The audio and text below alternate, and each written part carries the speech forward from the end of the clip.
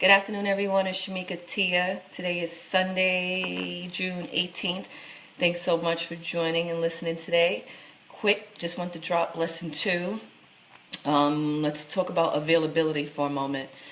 You are going to need to make yourself available to hear and see at all times. What does that mean? It means freeing your schedule. And freeing your schedule doesn't mean sitting at home doing nothing all day. However, it does mean whatever you're doing, make sure you're in a state of peace so that you're not hearing a bunch of variety of voices, Satan's voice, your friend's voice, that voice, that voice, that voice, your flesh. You always want to be in a state of peace. Like, you could be at work and still be in a state of peace. Don't think that being available means sitting around waiting. I mean, if you're in a position to do that, good for you. That's when he likes that wilderness state. But then there's those that don't have, they can't be home all day like that. So whatever your schedule is, be at peace with whatever you're doing. If you still work in a secular job, he may tell you to leave your job. You have to be in a state of peace to hear that, not aggravated with what's going on at your job, and then you think you're hearing from God to tell you to leave when it's really just your attitude and your flesh saying, girl, you don't need to be dealing with this aggravation. Get up and get out of here. No, that may not be God. But how you can tell the difference between your voice and the Lord's voice, get in a state of peace so you can listen with precise. God, when he speaks, he's very precise and very detailed. You don't want your own thoughts clogging that. Or it's not going to block it, but you don't want it clogging it or adding on to what he's telling you. So you need to be available to listen and hear clearly, is what I'm saying.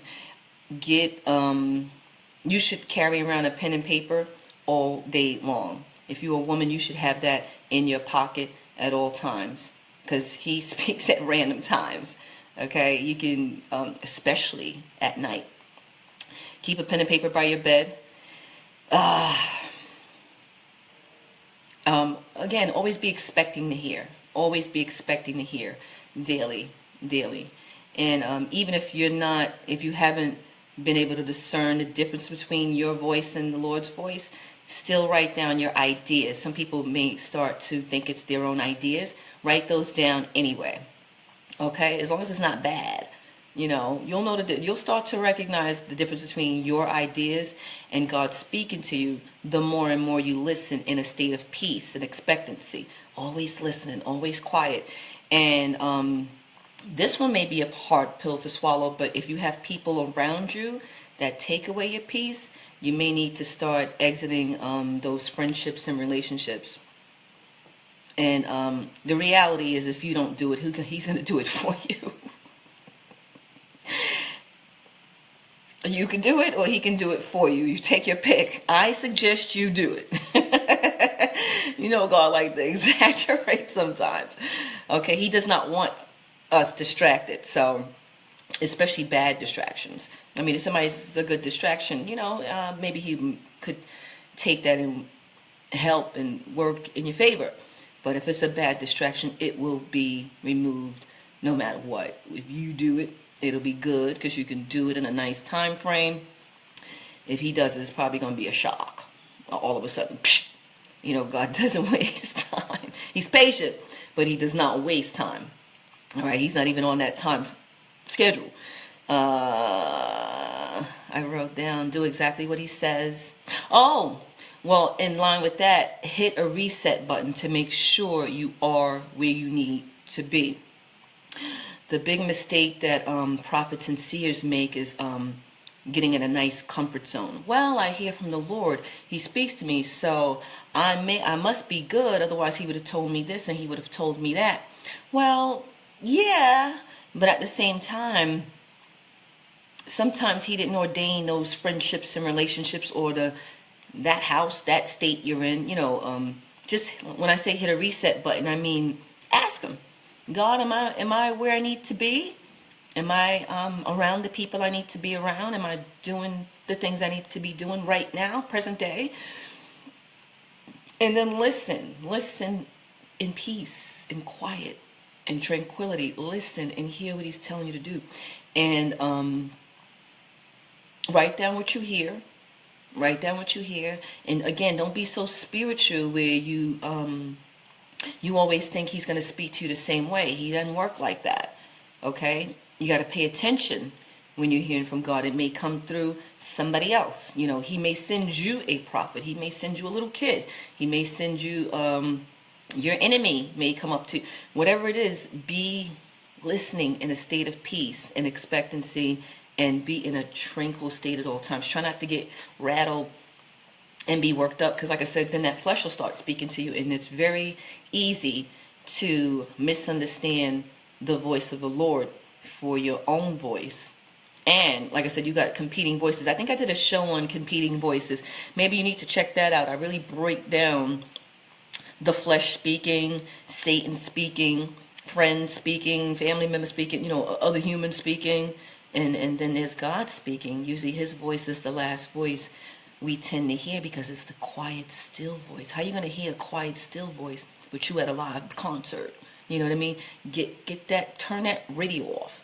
And when I mean radio, I mean in your head. Your head is like a television set / radio. Turn it off. Turn it down. Turn it down. And listen. Okay? Please do that. Yeah, I wrote down, don't be too spiritual where you can't hear. There's some people that they just go too far. You know, they think, again, they think they hear from the Lord, so he's going to only speak to them. He's not going to send anybody else to speak to them. And that's not really entirely true. Okay? And I didn't say take people's word for it if they tell you they come in with a word from the Lord. You can definitely confirm it. Actually, you're supposed to confirm it. What I'm saying is listen. Listen and pay attention. Always carrying around a pen and paper. Always expecting him to start dictating to you, and you take dictation as it comes, as soon as it comes. Like I said, at night is very crucial. If you got this mentality that you going to bed at 8 o'clock and you getting up at 9 a.m., good luck with that. He likes to speak in the middle of the night sometimes. Okay? Don't be afraid to get up out that bed. Like I say, if you keep the pen and paper by your bed and get a lamp and put it right there where it's not, you know, where you don't have to get up and get dressed. You know, just like, if you know he's going to be speaking to you, get ready. You know, show up with pen and paper in hand. Keep it by your bed where you can just turn on the light, jot down what he says, and then go back to bed. It's not that serious, is what I'm saying. Everyone is an individual. Don't link anybody in a box. Okay, because like I said, you'll be surprised who God will use to talk to you. Don't link anybody in a box. That would be a big mistake. And careful on making comments when you're giving advice to people and you're giving them your opinion. You need to be very, very careful, especially if they recognize you as a prophet or seer. They're probably going to take everything you say to heart.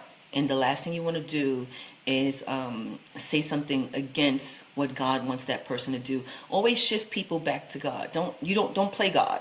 You know, as a prophet or seer, your role is not to play God. Your role is to direct them to God. Okay? Keep that in mind. You are not to give out advice unless God specifically tells you to tell them exactly what to do. Your job and your role is to direct them to God.